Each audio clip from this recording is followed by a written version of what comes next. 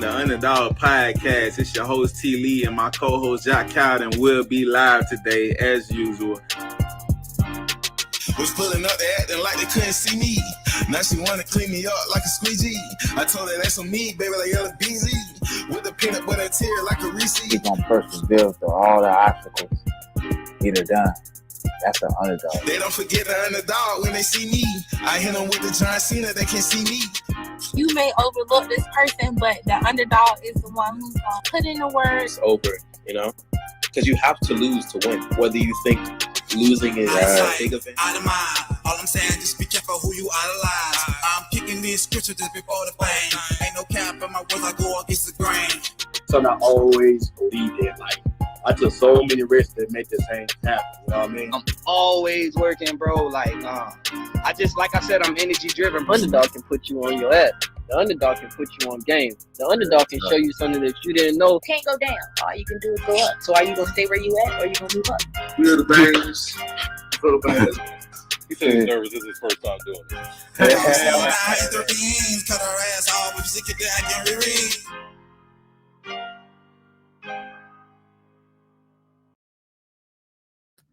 Yo, what it do, good people? Welcome to the Underdogs Podcast. It's your host, Fleetwood JR, man. And we back at it again with another exclusive this week. You feel me? This the Underdog Chronicles, creative styling. We have self-taught hairstylists who specialize in sew-ins, custom wigs, bridal hair design. One of the first Black YouTube beauty influencers out of Orlando, Florida. Famu Alumni. We have Adrianna Thomas. Going to bring in her. What's going on, Queen? Oh, What's going on with you? Yeah, I can hear you. What's up? Hey, what's up? Thank you for having me. I'm so excited. Yeah. Nah, for real though. You know how you feeling today though? Long time no see. But that's why I'm on here, right? Because I'm tired, so I'll be working. Yeah. Nah, it's an honor to have you on here. You feel me? Like very appreciative. You know, who would ever thought like cross paths again? You know, I know. But it only makes sense though. You feel me? Because I'm like, you know, I had to do my work, you know, to get your attention. You've been out here doing your thing for years, almost a decade. Look at everything you have. Look what we did. It's crazy. Right. For real. Yeah, we gonna tap in on that though, for real. But like I say, welcome to the Underdogs platform. It's a pleasure having you, you know, with us today to share your amazing story. Before we get into it though, as we push the importance of knowing ourselves, who is Adrianna as a person outside of what she do? Me as a person, I've always been a hard worker. I love working. I think that was my purpose, is to work, although everybody else work as well. But I really love helping people. I like hanging out. I like drinking. I slowed down. I ain't no alcoholic, but I do like drinking. Yeah. So when I have the free time, I just like to hang with my friends. I like traveling. And I know where I come from. So I just try to keep that same mentality that everything I have now is a blessing, because look where we started at. And I'm trying to tell you. Yeah. Yeah, that's big. I heard that. I said, that's Scorpio energy right there. Hang out. I'm on that oil right now, for real. I had to get right. But like, what is something though that you learned in 2022 that has helped you prepare for 23? Say no. Stop saying yes to every damn thing. Sit your ass down. Yeah. Take a rest. Self-care is okay to do, because sometimes you feel guilty when you working so much. Like on Mondays, I'm like, okay, should I pay for a massage? That's a waste of money. I should put that in my business. No, pay for the massage. So that's what I learned 2022, is to take more care of myself. And it's okay to relax. The stuff can wait. Then doing that, I learned in 23 that it's okay because nothing happened because I took a break. You know what I'm saying? It wasn't everything still flowed. Nah, facts. Nobody got you like you. So you gotta make sure you good, you know, for real. Right. So and how's 23 been treating you thus far? Really good. A lot of different things, like from my business, has really come about. I can't talk about right now, but yeah, it's been real crazy. Soon come though. People will know soon. Mm-hmm. That's what's up. So we gonna get right to it. You feel me? Born and raised in Orlando, what most refer to as Disney World.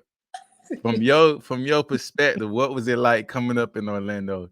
And what side of town are you from to be exact? Not from Disney World. I was about 35 minutes from Disney World, but I come from Richmond Heights. You know where we come from. Right on the west side. I stayed on Prince Hall Boulevard, Richmond Heights. Mm-hmm. And I grew up at. It was not Disney World at all.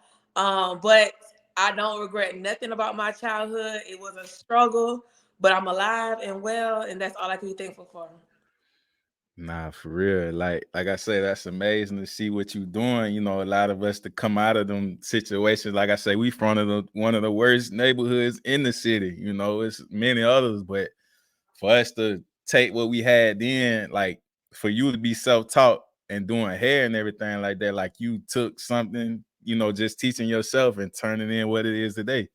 You know, like I kind of look at it like, you know, for me, the biggest thing was for me to get away. So once I got away and just figured it out, like, you know, it's just like I don't use it no excuse. I take everything. I'm kind of glad I came up, you know, there like that, because it's like it teaches us how to survive in many different situations, you know, and how to deal with different people too, you know. So it's like it's a red and blue pill with everything, but I definitely wouldn't trade that for nothing. No, I learned my best life lessons in Richmond Heights. Yeah, for real. How to run and duck too. I'm telling you. So, what are some of your favorite go-to spots in the city of Orlando to either hang out or just grab a bite to eat for like people that never came to the city? I love it. And I can't stand when people from Orlando say they hate this place, just move somewhere else, because I lived in Tallahassee almost 8 years. Yeah. This is bad. They need to be okay for a year and see how much stuff we do have here.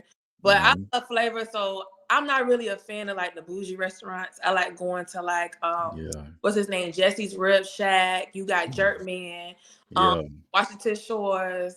I love going to like places like that. Maybe because I'm from that side, so my taste buds just go over there every time. But safer spots, I guess. I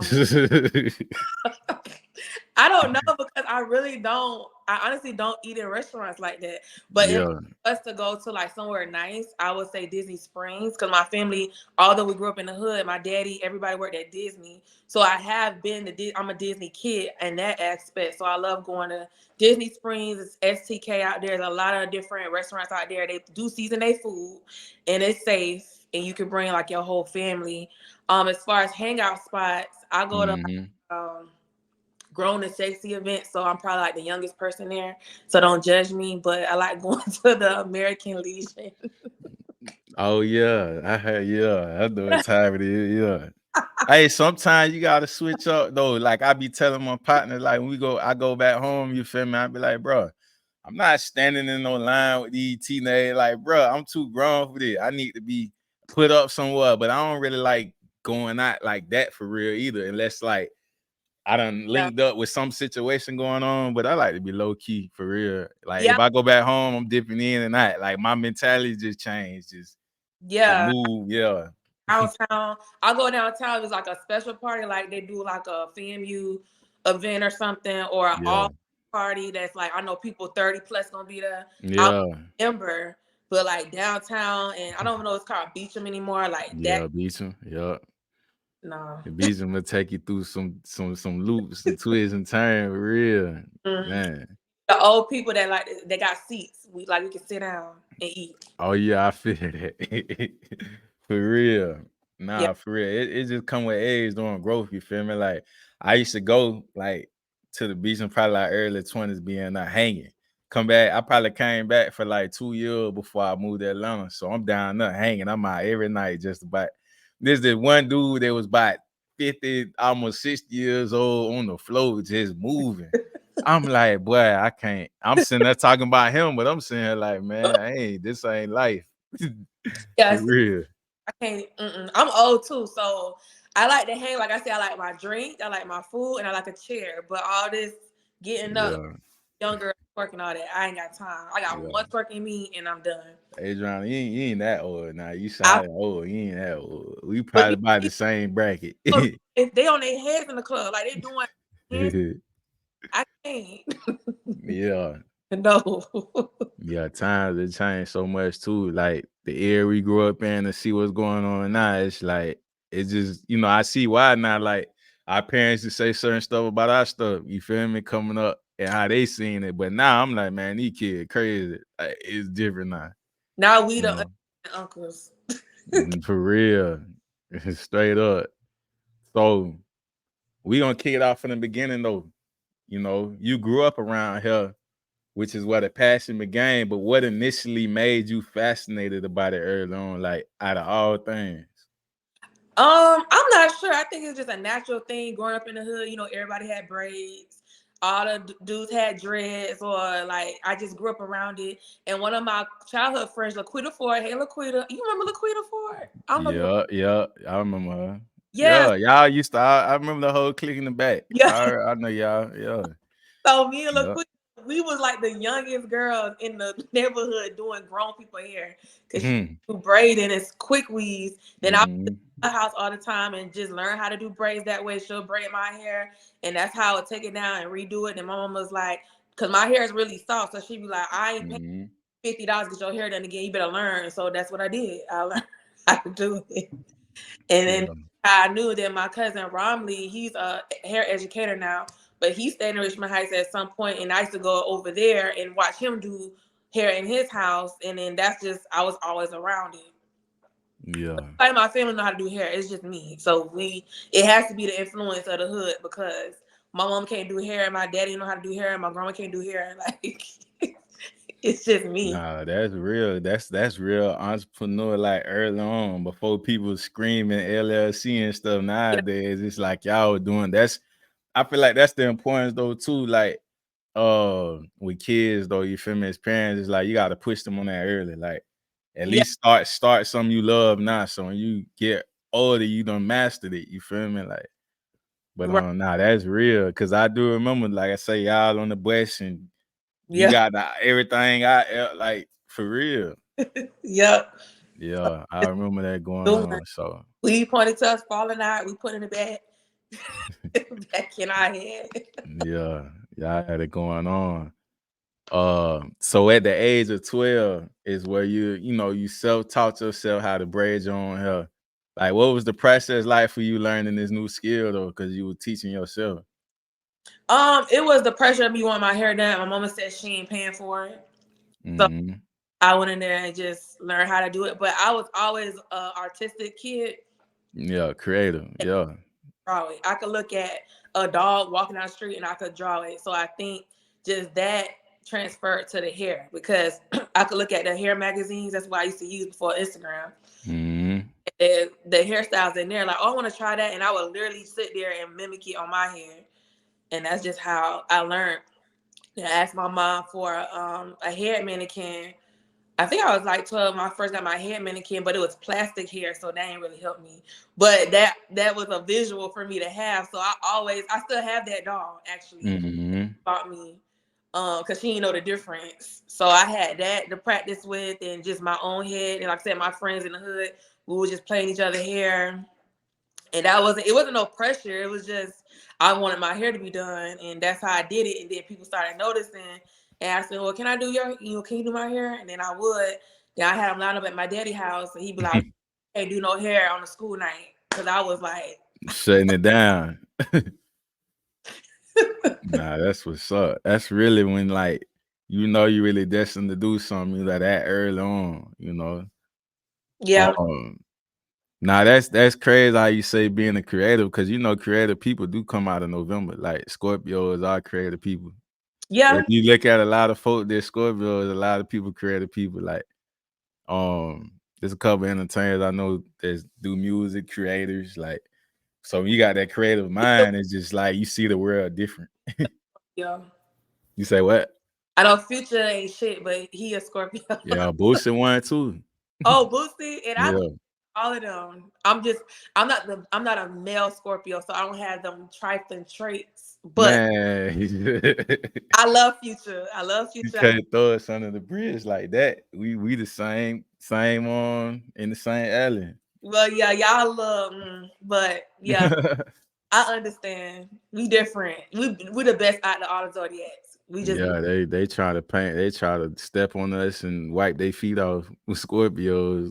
But they always come back. They'll leave and they come back every time. Like, go away. You don't want Yeah, go. for real. So, was it at that moment you realized that this is something you want to do, like, in life?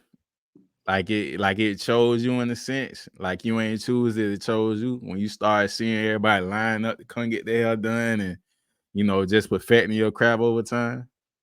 I definitely think hair chose me because it was just something, like I said, it was natural. It wasn't like I knew Instagram was gonna be created or I knew you gonna be what it was. It was just something that I used to do. And then growing up, like I said, in Richmond Heights, everybody has side hustle. So it was just something I just naturally fell into because I didn't go to college for hair. I never went to beauty school, but beauty schools were using my videos in their class for their students to learn because they don't teach you how to style in beauty school. They teach you the basics. Now, eventually I went and got my braiding and wrap license, which is basically without needing use of chemical. But other than that, even that didn't teach you how to do hair. It just teach you like how to not get anybody AIDS, safety, cleanse, stuff like that. They don't know how to braid. So you have to go to a braiding school to learn that if someone's offering it. So I don't think I chose to do it. It just kind of fell in my lap because I went to FAMU for something completely different. Yeah, we're gonna tap in all that for real. So I think I ran into you one time at FAM when I actually went there. Probably at a party or something like that. I remember. Probably. It was like I remember that. It was like it was some type of party going on, but I stayed like on Putnam for like maybe a year and some change. Then I went to Virginia, but I wasn't ready for that. I wasn't ready for that. I was hanging and swinging every night. I was like, boy, this is it. I think what happened was I remember I think I was in there. I turned around and said, Adrianna. And he was like, oh, and I was like, damn, how the hell? Like I'm just bumping into you. I know her. But that was a time for real. That I gotta ask you about that too. But Tallahassee will definitely, you gotta have a yeah. So it would also be early on in your childhood where you would go through one of the most tragic situations as a child. Like, could you share that to the viewers? Like, and how did you persevere throughout the years? Going through that. Yeah, so where we come from. So it was always some crazy shit going on, whether it was drive-bys. My daddy house actually got shot once or twice, not because it was after him, but just being right there. And I remember my grandma stayed in Richmond East State, so I was always at my grandma's house because I had a lot of cousins. That's why people think that's around the corner. Yeah, don't, because I was always close to all of my cousins. Yeah. I was coming out the house giving my cousin a phone because my auntie called the phone, and a car purposely drove in her yard and ran me over and tried to back over me. We don't know what to this day what the issue was. What? I remember that it was something dealing with my cousin. Somebody had something going on. Some drama, and I was just a target to get back. I don't know. But I just remember I woke up. I didn't feel nothing. I was looking at everybody else. They was fighting. Crying, they thought I was dead because I wasn't moving. I don't know how long I backed out. But so I was just like, what's wrong with y'all? And my leg was like this way, like it was completely like off of me. Yeah. And then I passed out again. Then when my cousin picked me up, swung me around, was like, your mama gonna kill me, your mama gonna kill me. I'm laughing. It wasn't funny back then. But then I was like, what is wrong with y'all? And then I woke up again. I was in the ambulance, and then I remember they put the thing over my face, and I was telling my auntie who called the house. I was like, auntie, I'm sleepy. She was like, you can go to sleep. But then, of course, that was anesthesia or whatever. And then I woke up in the hospital, and they was cutting all my clothes off. Like, they just cut everything off of me. And then I went into surgery. I think my mama said I had like 3 surgeries. Both my legs, something with my arm. And then, yeah, it took me like 1.5 years to walk again. And the doctor said I would never walk again. You'll never be able to. Doctors always try to say something. I would never walk again. And if you know the Rainbow School, right? Yeah. So I was at the Christian Academy at the time. And I remember always like the ladies was on up praying for me. They was like, she gonna walk again. She gonna walk. You know how to do it. She gonna walk again. And so I was like literally in like a cast and I was crawling. I had to crawl again. So like people had to take me to the bathroom, all type of stuff. And I'm just like, okay. I mean, I'm a kid, so I'm not. Yeah, you ain't really registering how they registering what's going on. Yeah. So then I went through all this like therapy and stuff, and then I started walking. Like I still had the mark on my leg and it's still sensitive, but I walked. Yeah. I was on the step team, the captain of that. Like I ain't stopped nothing. Ain't stopped no motion. You feel me? Crazy part about it, the 2 guys who hit me, one got shot by the police and then the other got beat up in jail because of what happened. Oh yeah. They got what they died like a month later. I think they called my parents, was like, yeah, we ain't gotta do nothing because they did. So hey, that's how energy work, you know. It work in mysterious ways, but the fact that for you to say that to happen and like just the fact that really no pain too much in it after the fact, you know, you looking at everybody like what's going on, and I was really like, what's wrong with y'all? I remember I think I have the pictures on my Instagram. Yeah. Hospital, because people didn't believe me. I'm like, I'm telling you, like, I almost like got killed for real. Nah, that's and then for it's situations like that you can look back on and laugh now because I mean you at where you at now, you went through what you went through. Like a lot of us got trauma bonding in the sense where like I can reflect on something. It might still bother me this day, but it's like I can look back and laugh at it now, you know. Yeah. But that lets you know that, you know, when you go through stuff like that and when you find your purpose and where you at in life now, it's like, yeah, it was a bigger purpose for you, you know, because a lot of people don't make it through certain situations, you know. Yeah. And that's only the first time I almost got killed. It was that happened when I moved back to Orlando. So going back to Disney World versus West. Yeah. So you talking about later on in life type, like you talking about after fam? Yes, when I moved back here, 2017 or 16, I was at the barbershop. It was all on the news, and a man came in and shot at us and killed a barber and shot. I seen that. I was there when was I there? I don't know. Nah, I wasn't there. I was in Atlanta, but I heard about that. The shop, the whole barbershop. Yeah. So that was absolutely crazy, and that's one reason why I don't work in shops. Like, it got to be a suite or something, because that's just for somebody walking there to start shooting. And then you seen somebody get killed. It was too much. And that's when I first moved back, and I was like, what the fuck? I left Orlando because of this. To FAMU. And now I come back and it's like this again. But I thought like, okay, it is a challenge, you know what I'm saying? It was a bad situation, but you know, I'm still here. So that's why I don't take nothing for granted. And I just, like you said, stay out the way, focus on what I'm supposed to do. Yeah, for real. You know, because Orlando is crazy. Yeah, it done got crazier. You feel me? Like I don't even know if that's a word, but I'm gonna make that right now. But they got crazier than what it used to be. Like I went through my own little situations too. You know, it's just trying to grow. You know, grow and be better. So, the city definitely got its, you know, ones and twos. But I don't hate the city or not like that. But it's just like, I guess, like I say, when you come from these different places and stuff, people be all hypnotized by what they, you know, and they doing their thing, whatever and stuff. But it's a lot of good things going on too, though. I love it here. You gotta just, you know what side of town to be on sometimes. Yeah, for real. I'm actually, I think I come home in about 2 weeks, but I stick and move. I might come for a day and fly back out the next day, or something, like, you know, come real smooth. But so like what's some of your memories you recall, you know, early on? Like take us down memory lane, you know, in the beginning stage of your craft, like something you'll always remember when you first started out. Well, like I said, I started YouTube not for hair. It was for a project. So I went to Calvin High School was built my senior year, and then I was in AP psychology, so my teacher made us go on YouTube to talk about colorism, which was a hot topic at the time. So we supposed to make like a video and get natural reactions or just research it because we didn't know what YouTube was back then. I didn't. Yeah, it was really new. So I just made a video responding to this rapper. I forgot his name. You said Young Bird, the one that got his chain snatched. Yeah, young. Yeah. Like young as fuck, making a video responding to this man. Like, no, this man not finna see me. But I think he really did see the video. And then people just was like, who is this young girl sitting on the floor with these little knots in her head, these little twists in her head, going off on this grown-ass rapper? And that's just how it started. So that was my first video. And then I started getting responses from it. And I was making other videos about being dark-skinned, Black. And, you know, growing up, I didn't feel different. My parents always taught me to have confidence, blah, blah, blah. And it helped a lot of people.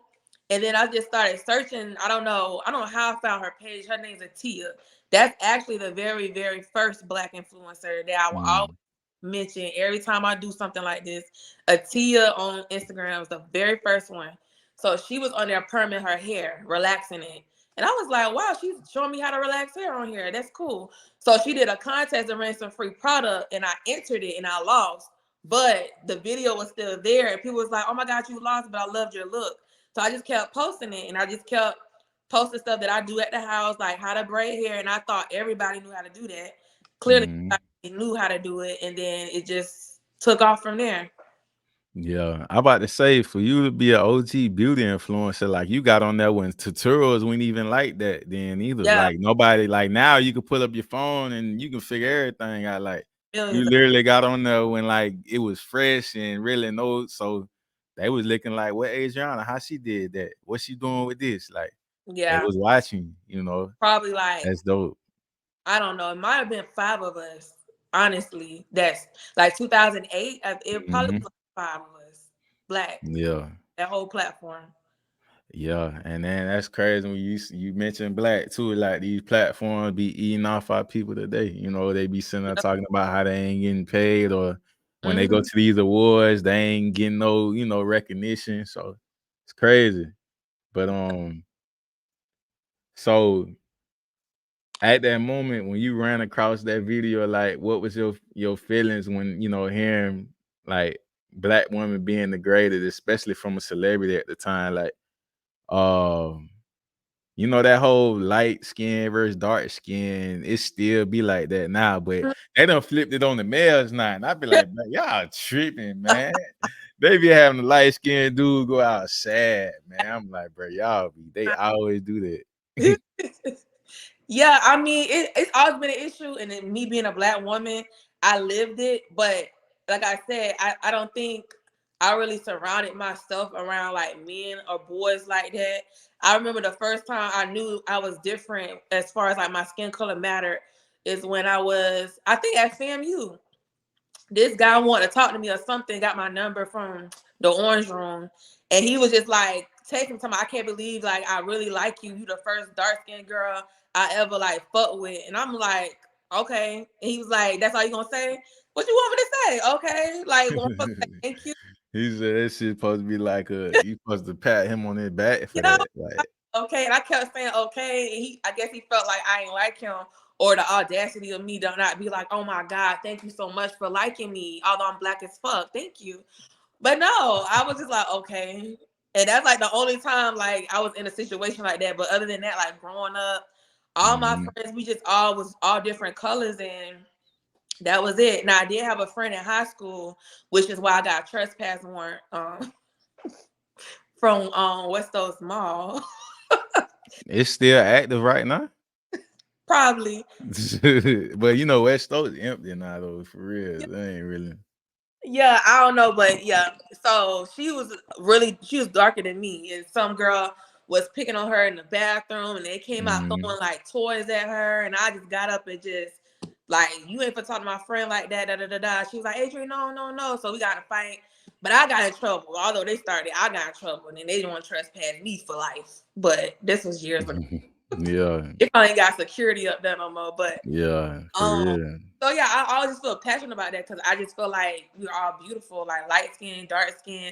But I do like social media now is giving more praise for women. Like you have pages dedicated to that.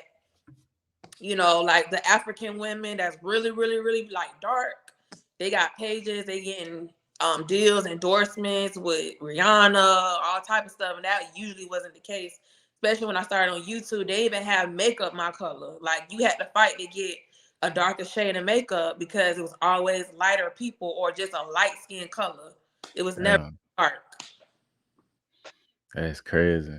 And then what's crazy when you say that, when you lay it down like that, just complexion wise, I be thinking about like back in the day with the video models and all that stuff, like just the modeling period. Like they used to be saying like you shape like this, you shape like that. Now it's like, oh, you got a BBL and you natural. Like, bruh, that's so fake to me. That's it. That's so fake to me. I mean, each his own. I mean, women, you know, but I'm with the love yourself. You know, the natural, all that, everything, you feel me? Like, but that's a whole different level, especially like, you know, you step out in most places, you see like a lot of women like, and that be like really love for themselves. But I don't want to go too deep because I ain't gonna get attacked for that. Niggas got asses like yo.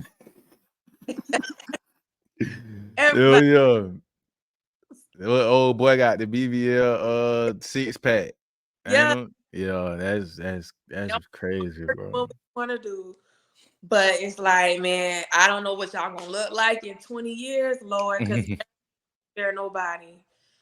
But just don't be trying to kill yourself for this perfect body. Or to please somebody else, because back in the day, it was like, you know, you had Buffy the Body, stuff like that, or you know, you had girls like that, but now it's like they asses ain't nothing compared to what I see now.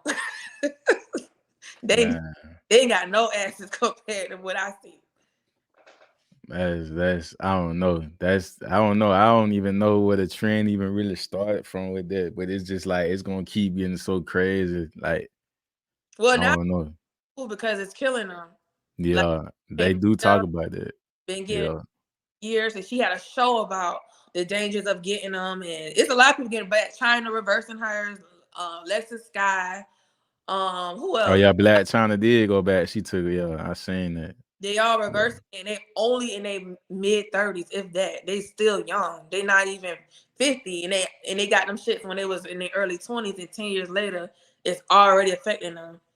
So they even make it to their 40s with their asses. They had to take it out. Yeah, that's the oppressor of society. You know, that's why it's so important. Like, you know, even on this platform, we push people got to know who they is. You know, because I don't know if it's just like I say, my demeanor of being a Scorpio. I know how to move. Like I'm gonna move on my own time. Like unless I come collab with you and be like, all right, we doing this and that. Other than that, it be like, what is man going on here doing? Hey, this is what I felt like doing. Like I ain't waiting on nobody to give me no validation for nothing. I'm just gonna do me. Like that's me. I move on my own time. I own lane. Like even in the hair industry, it's a lot of stuff I see like in Orlando with hairstylists and makeup artists, and I'm just like, I don't know where none of this started because I'm my own bubble. So it's like I'm not saying it don't happen where it's like stylists fighting with each other, who popular, who this and that. Just don't be in that. I guess in those pages or follow those people. But I'm like, where is it? It's so much money here. I don't why y'all fighting or jealous of this person or business slow for you and this person not. Like I don't see it. But I also be in my own. Yeah. Girl, I feel like they in it for the wrong thing. You feel me? If they just focus on what they doing, you know, it's just like the same as what I say with economics for our people. Like it's two gas stations be right across the street from each other. They still gonna make money. And like, straight up. Always next to each other. So all right, moving forward. Today's time, you have over 44 million views and 350K followers from a few videos like early on. Like, ain't it to today's time too? Just Adrianna expressing herself. It's like the world paused and all attention was on. Like, what is Adrianna thinking and feeling at the moment? Like, with you having such a large influence on social media, in what ways do you use your influence when it comes to women of color just like you? I just influence people to post what they want. Basically, be yourself. Like, don't follow any trends. I've always been like, even on my YouTube channel, like people now are like follow, subscribe. You looking at all my videos, I never say that. It's like, if you want to be here, it might be a Scorpio thing. If you want to be here, you can. If you don't, you ain't gotta follow me. So Right. that just gives people the freedom to say, hey, I'm really in this because I love to do it, which I do. I'm not really in this for like one specific reason. Yes, money comes out of it, but that's not why I started it. So it's always just been something I enjoy doing and helping other people. I love when people are like, oh my God, I watch your videos. Now I own my salon. Or I watch your videos. Now I'm a travel stylist. I work with celebrities now. Like I get that all the time. Even celebrity people that I style that no one knows about tell me, oh my God, I used to watch your videos, and they're the ones on TV. So Yeah. everything I do is literally because I like doing it and I love, putting that in the universe. So when I leave here, it's like, okay, I made an impact. That's all that matters to me. Nah, big fast. Speaking of that as well, like even on the fly for this podcast, a lot of people on there commenting about how long they've been watching you and they very proud of you. They've been watching since YouTube and they ain't hesitate. They ain't waste no time. Somebody said they've been watching you since 6th grade and they 29 now. That's probably how They old. dedicated. Yeah, it ain't no, hey, it's real serious. But I mean, that's something you do deserve though. Like I say, you doing what you naturally was born to do, and what you like to do. So it's like you're not focusing on just the spectrum of how many people I can get, how much money I can make. Like everything just fell organically in place for you. Like you just doing what you're doing, everything else came. So with that being said, like how did it feel to get that first plaque and partner with YouTube as well? I always feel like my life is a movie. I feel like I really could write a book about it. But it's crazy because when you ask me, like, did hair find me or did I find it? At the time, I went to college for criminal justice and public administration. And I picked criminal justice because of the things that we would see in Richmond Heights. That was the only degree out of everything that interests me. So at the time, I think I was interning or starting my job with child investigations. And I had a horrible day. I was talking about it was horrible. And I went to my mailbox and I'm like, what is this? It was the plaque from YouTube. Meanwhile, I had took like a 6-month hiatus from YouTube because I was working in investigations and I didn't have time for it. So when I seen that plaque on that bad day working like a job I went to school for, I was like, wow, like, okay, it was like a sign from God almost when I seen that. Because I was like not expecting it at all. And I was just like, I did all this stuff. And I'm telling my mom, she said, you got a plaque from YouTube? I'm like, yeah, like for having all these subscribers. I didn't even know they was giving plaques out. And that was like 2014, I think. So I wasn't interning because I graduated in 13. So yeah, I was working. So then I went back. It was on my lunch break. So I went back to work and I'm just like, why am I at this job when I got this plaque? But still not showing all them signs, guys showing me, sending me this plaque. I think I had got another YouTube chat that same day or same week. I'm at job depressed, like up here, like, oh my God, I gotta chase this damn psycho because she done beat her kid, now she on the run. Like it was so much stuff going on. And I went back to work like, damn, okay, I gotta stick here because I spent all this money on this degree to work this job. So I still wasn't listening to God. I still wasn't. Like I was still at work, like fighting through the bad toxic work environment, working overtime, dealing with rapists, all type of shit. When meanwhile, God was like, here, I'm showing you this. Like you can just, but I didn't know any better because you always taught, especially coming from the hood, none of my parents went to college. So it was like, graduate, work a 9-to-5 job, and you successful. So I didn't understand the idea that I could just not be here and then work for myself. I didn't learn that till like years later. So I felt good when I got that, but I still wasn't understanding what the sign meant when I got it at the time. Right. Nah, most definitely. Nah, that's definitely like another one as well. Like you had so many signs that were telling you was destined to be doing what you're doing right now.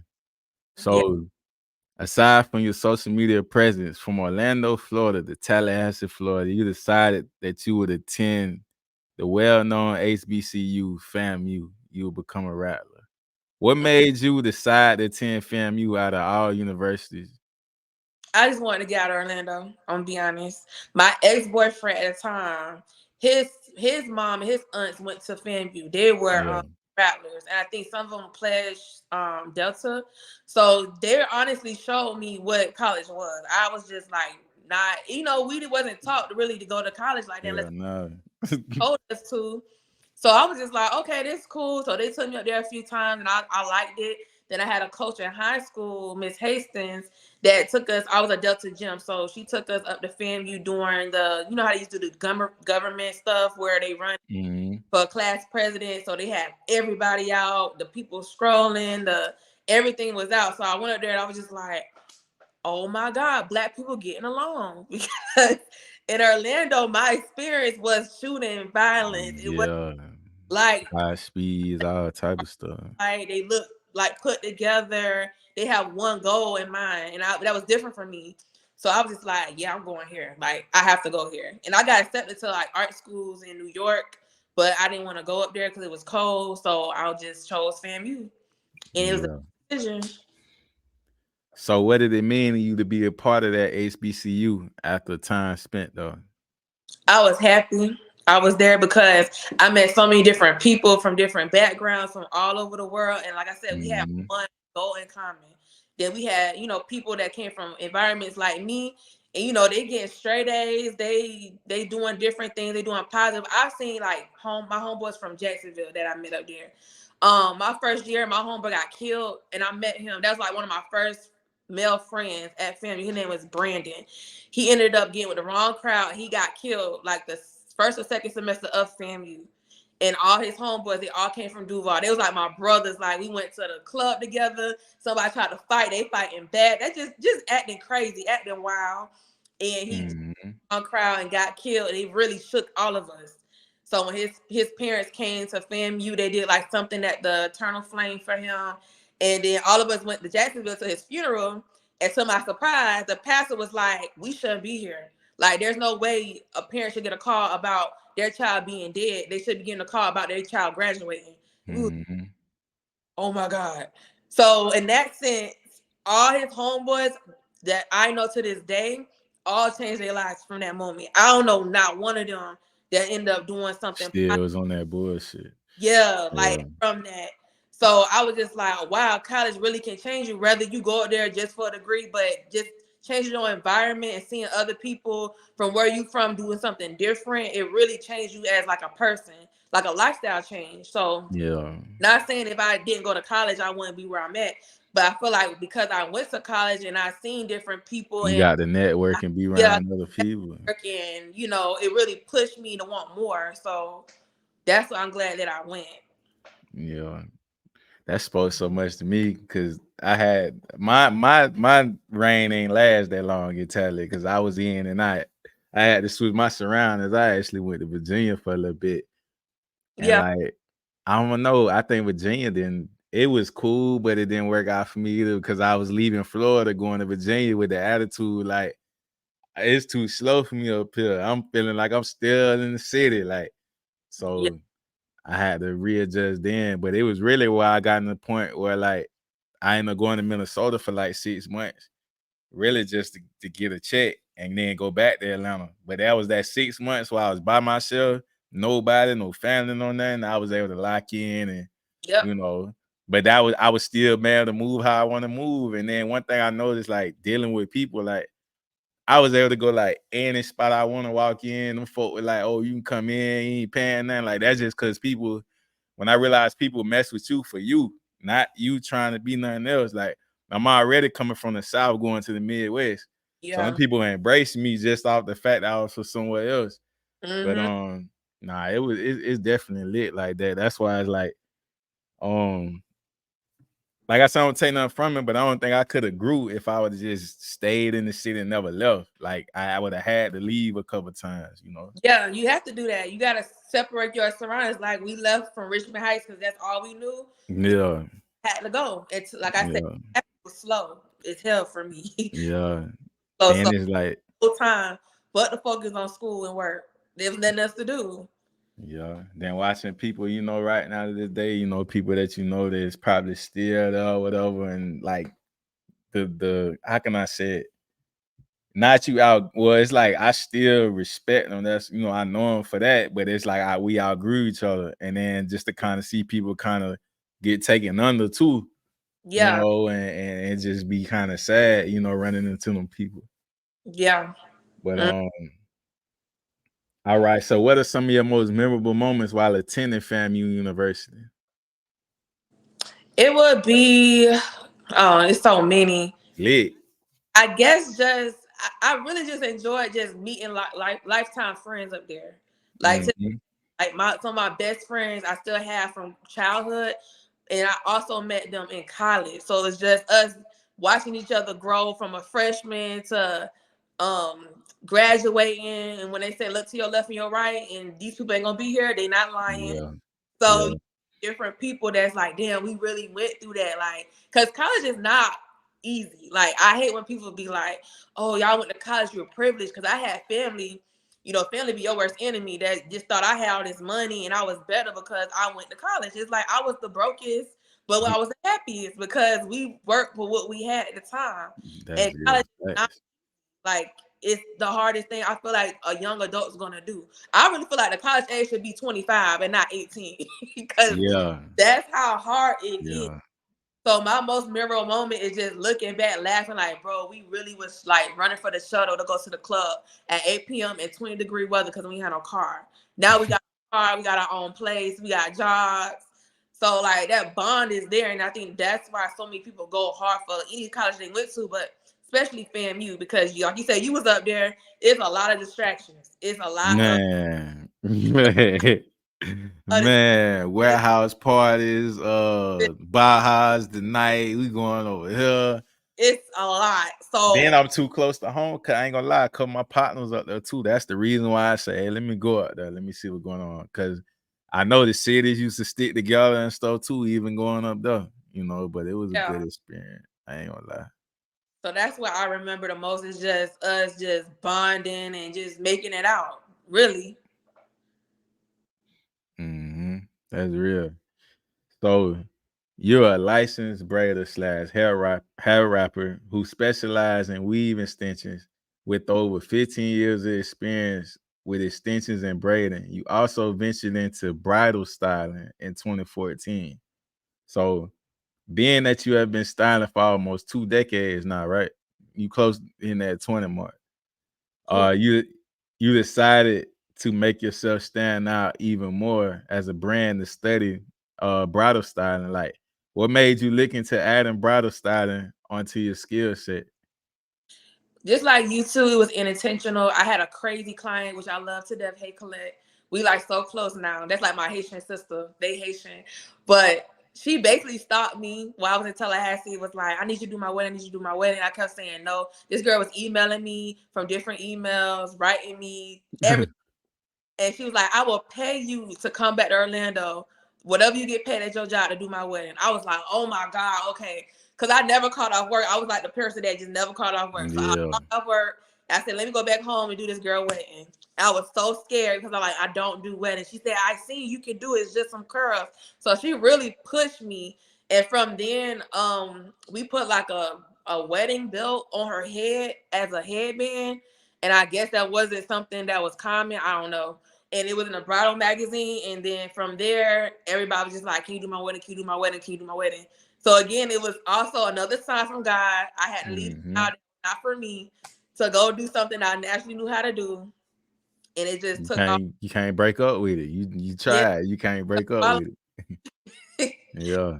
So that's how I got into bridal. And it was just reference, word of mouth. Because I wasn't posting it like that. Because like I said, I was still working my other job. So I wasn't posting that I did bridal. It's just people were talking, was like, oh, she do weddings. She did my friend wedding. And it was in, different articles. My name was there. And that's just how it happened. I didn't post nothing on Instagram until about 2000, maybe 16. Yeah.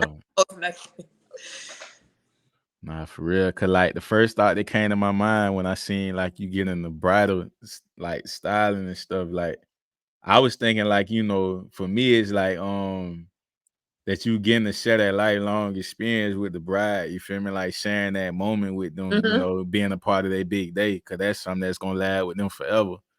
Yes, that's my favorite part. And they always updating me. Oh, we're pregnant now. Oh, we having twins. You come to my baby shower. Like, we family. Like, all my Mhm. brides always updating me with their life. And I'm always a part of their journey. So Yeah. I think it's very special. And I love doing it. And I'm glad that God put me in that direction because I also have a heart, as a Scorpio, we like to help people. So my degree was also helping families, but it was in such a negative, traumatic way that it wasn't Yeah. serving me. But with brides, I'm still helping people and families, and it's in a positive way. So I still do what I like to do, but it's not people trying to kill me or the police. Yeah. I mean, somebody got to do it on that end, but that just wasn't that one for you though. That one your calling. And I loved So it. I love working with the kids and stuff, but hell, yeah. mm-mm. So would you say that bridal styling will be one of your greatest accomplishments, and why? Yeah, I think it is, and because it's like not saying I didn't want this to happen, but it's like it separates my YouTube stuff and me as a hairstylist because first thing people would think is like, oh, you got all these brides because of your YouTube, but if you go on my YouTube channel, there's not one bridal post on there. Like I don't even think I told my audience on YouTube that I even do this.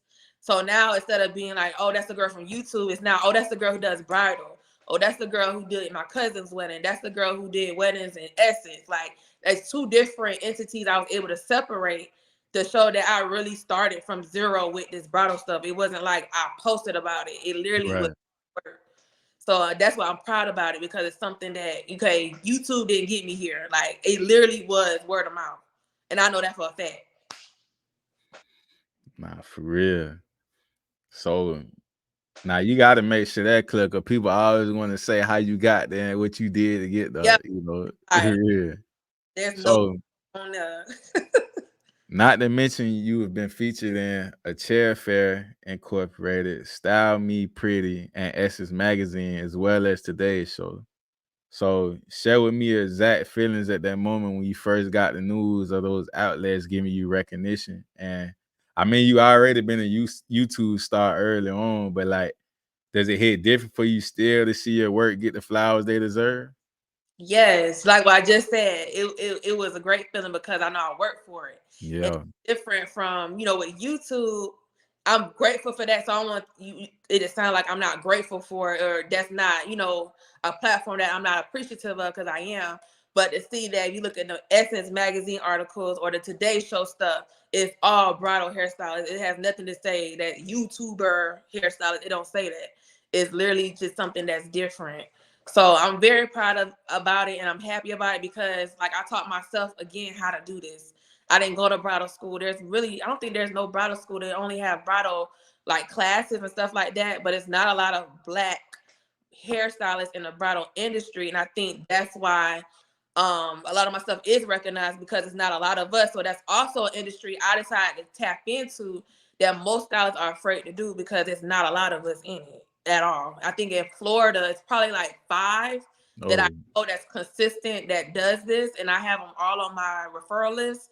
So if I can't do anything, check her out. She's good too. So I like the unity that we have as a bridal in the bridal industry compared to like hairstyling. Because like I said earlier, in Orlando, it's always bickering about who do. man. But in bridal, it's only like 5 of us, and we like, hey girl, can you take this bride or can you help me with this, booking? It's more of a unity that I love because there's not a lot of us that do it. That's real that y'all sticking together like that and there ain't no button heads. You feel me? Like that's Yeah. major. If only our people can get that together, you know what I mean? It's too much money out here to get. There's no reason you should be envying nobody. Everybody share resources with each other. Yep. So you would say in the hair industry, that's what makes, Adrianna stand out more than others when and when it comes to your clients, like, for them to like for them to be like your favorite clients or whatever, like what type of relationship do you build with them? Real good relationships. Like a lot of them are like my close family now. Like even like my hair clients that's not bridal, they're like family now. I had clients that follow me from Tallahassee to Orlando. Like they'll drive here for their hair, go back home, or some that just was like in Panama City. Hey, Nisha. Nisha was in Panama driving to Tallahassee getting her hair done. Now she ended up moving to Orlando with her husband, and she still can't get her hair done. So they just follow me everywhere I go. I'm so appreciative of it. To stay with my brides, like some of them I don't even know. Like they find me on Instagram or word of mouth, and you know they from California, and they texting me pictures like, "Hey, you in California? We can hang out." Like we just become real bonded. That's real. So, what obstacles, if any, you had to deal with in your life or career, and like what are the biggest challenges you have? You deal with, and how did you overcome? What I was saying earlier, my degree versus what I was born to do. Yeah. That's the biggest obstacle, and people don't realize that I really just went full time with my business in 2021. I was doing both. But you would never know that because I don't post like where I work because of my jobs and the nature of it with the police and stuff. I don't post where I work, but I was doing both, and I fainted one time trying to do both. Like I was overworking myself, and I was like, "Okay, guys, I'm gonna listen this time." Like you telling me that I need to just pick one, and I had the finances to really just not do my 9 to 5, and I make way more working for myself until tax time come around. Then I'm looking crazy, but. So that's been the biggest obstacle is like tax time and sticking to what I like to do, because I mean I feel like with the degree I can always go back and use it, but it's harder when you work for yourself. I tell everybody, like, I'm not the person that's gonna be like, quit your job, start a business, it's the best. No, I'm like, no, keep your job until you ready, because it's no joke. It's constantly 24/7. It's not like I can clock out and then take a break. No, clients, like when I was on this live, texting me now, like, hey, you got this, you got that, you open this week. Like it's a lot, even if you have help. So that's my biggest obstacle, is just finding balance. Yeah, that's why I appreciate you taking your time out for this platform, because we trying to make sure we give you your flowers while you working hard like this too. Lay the red carpet out, and now I definitely knew it was gonna be interesting too. Like I say, you one of the first from the neighborhood to come on the show, and we've been city to city, state to state with this though, for about a year and a half. So I was definitely excited to get this. So when it comes to your creativity, like what do you do to get in your zone though when you styling all these different, these different hairstyles and stuff? Like how you just figure out, all right, I'm gonna do this with this, or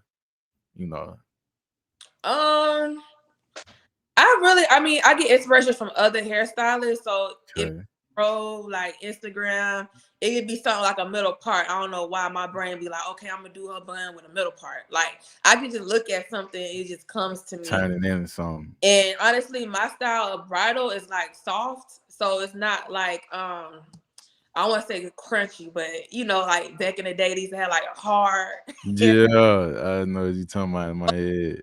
A lot of my inspiration comes from Caucasian bridal hairstyles, because there's way more Caucasian bridal styles than there are Black.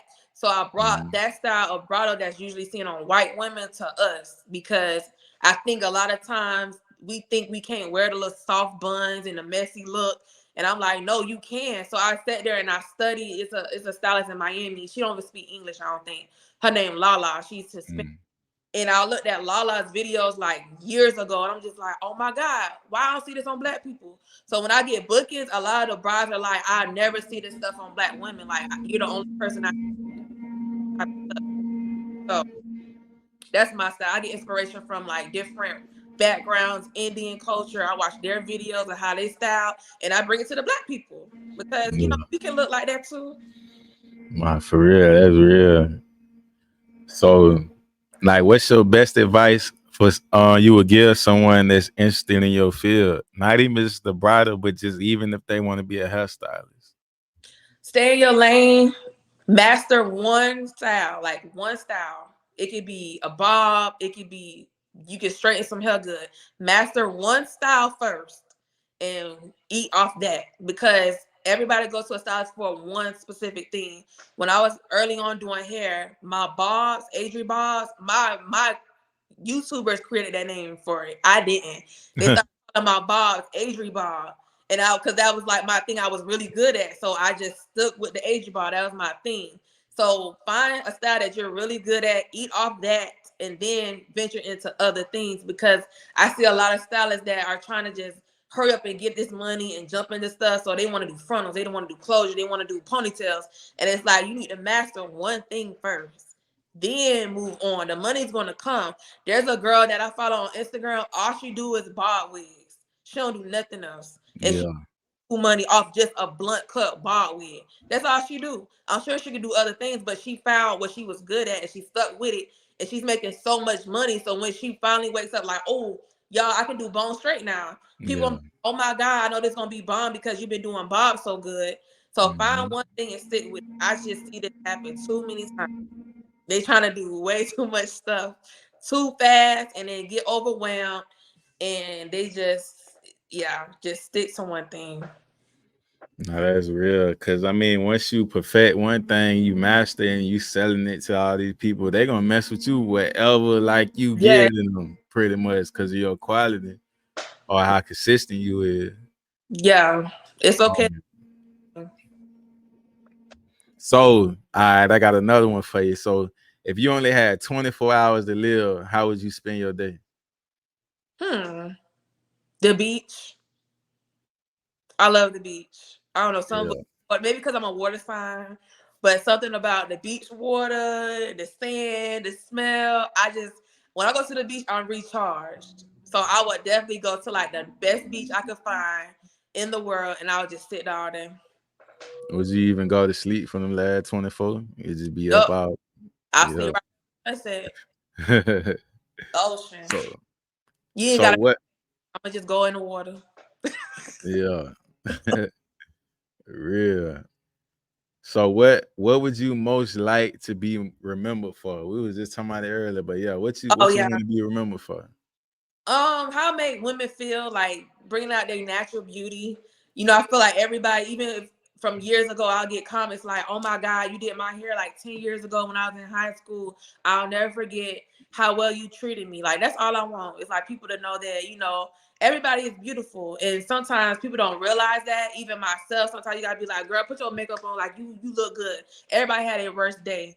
So I could be a part of a woman's journey, whether it's just doing a bob in the studio versus a whole bride. I just want to be remembered like, oh my God, that's the girl who made me feel pretty that day.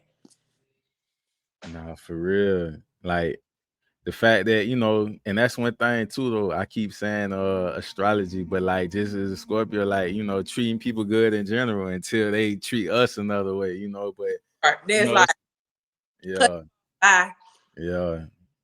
But the intention is like, you know, we want to do good by people and help people in, you know, little ways we can and stuff. So yeah, that's real. So any upcoming projects, events, or announcements from Thomas Adrianna LLC you would like to share with the people? Yes, I can't share it, but just know in a couple of months, we'll see how, I guess, further out my brand has gotten.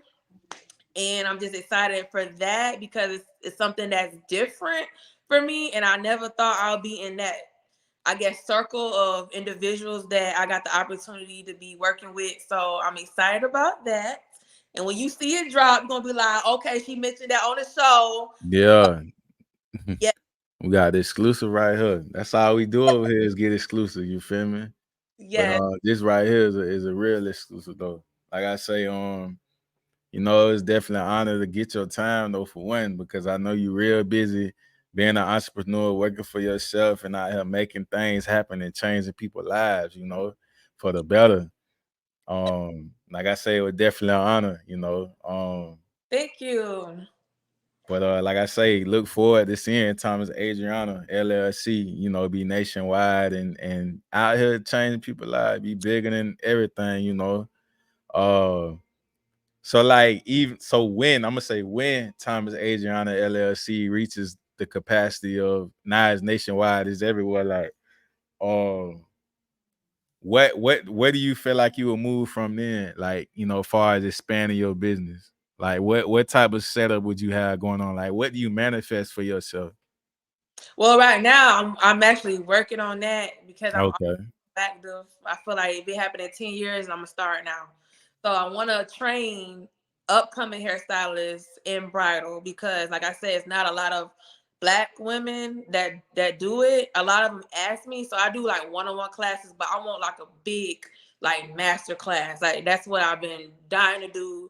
I've been teaching people on YouTube all my life, so I feel like I can just venture out and do it. It's just putting the pieces together and showing other people, like, you know, because as a hairstylist or any artist of any kind, you get like a mental block. You feel like you're doing the same thing over and over again.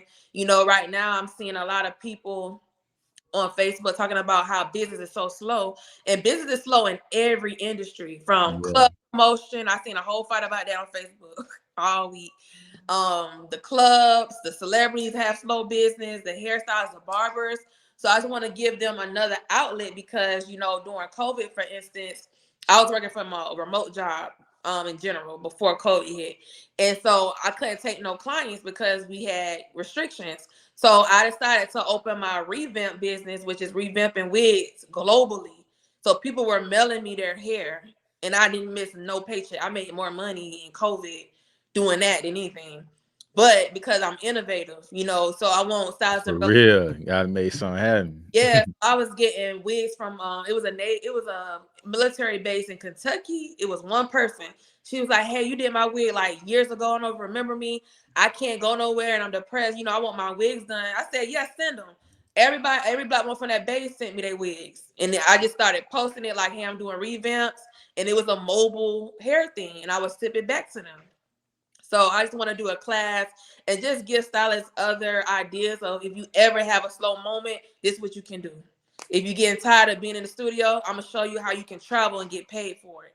You know, you're doing what you love to do. So that's what I'm working on now. It's just encouraging other stylists out there, or anybody who want to get in the industry. Like, there's more to it. You don't have to just be in a salon overworking yourself. You can be creative and do other things, which is why I put in my title creative styling, because, you know, we are artists. We don't have to be in the same bubble. Like, no one told me like, oh, you can't do bridal. I just wanted to do it. Like, I just came up with different looks, and boom, now people are booking me for these looks I created with my head. So I just want to get back to that for the hair industry. For real, y'all heard it right there. Thomas Adrianna gonna show you how to get some money out here. Don't forget the LLC. Yeah. Feel me? Make sure y'all follow on Instagram. Make sure y'all follow the YouTube. Y'all probably already know that anyway. I'm just gonna put it up there just so y'all can see it. But yeah, Queen, you feel me? I appreciate you coming on the show. You feel me? I had to give your flowers, you know. And I'm so proud of you. Keep going. Yeah, that I done signed up for it now. I gotta keep going. Can't get out now. You gotta keep going. Don't be and God sending you these crazy signs. Listen to him. Yeah, nah, I'm doing it because, you know, I had a little personal life, you know, life how I go. I thought I was going to ease up a little bit. I was doing about 2 shows a week, squeezing 3 here and all that. But I couldn't take my foot off it, though. I say, then we got the little new with Duck, and I was like, man, hey, let's do it, you know. So, yeah, for real.